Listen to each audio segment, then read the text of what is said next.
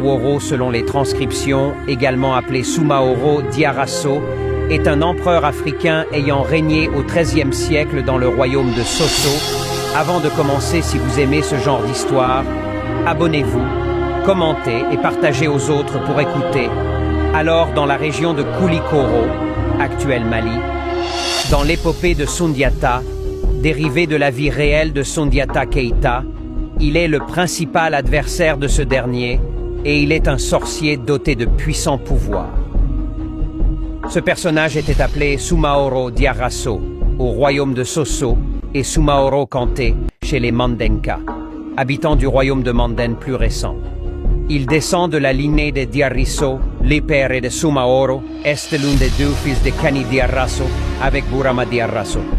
Sumaoro connaît une gestation extraordinaire dans l'épopée. Diarasso, Kayature, Dabiture et Sansunture tombent enceintes de lui successivement, chacune pendant 3 mois. Et lorsque Sansunture accouche de l'enfant, les 3 épouses ressentent les douleurs de l'enfantement. L'oncle de Sumaoro, Burama, a 9 fils, mais aucun ne règne, car Sumaoro s'empare du pouvoir au Sosso. Sumaoro Kanté succède donc à son père, Sozoe Kemoko, sur le trône du royaume de Sosso.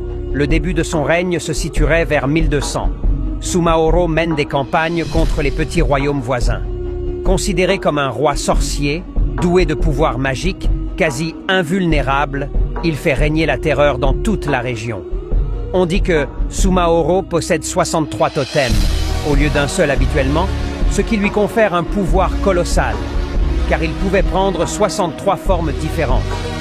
Sumaoro possède aussi un balafon magnifique, également doté de pouvoirs magiques. Pendant sa captivité chez Sumaoro, Balafaseke, le Djeli, griot de Sundiata Keita, joue de ce balafon. Merci d'avoir écouté. Abonnez-vous pour la suite dans 2 heures et donnez votre avis sur 10 dans les commentaires.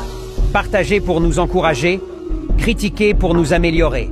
Écrivez un titre et on vous sort une histoire savourante.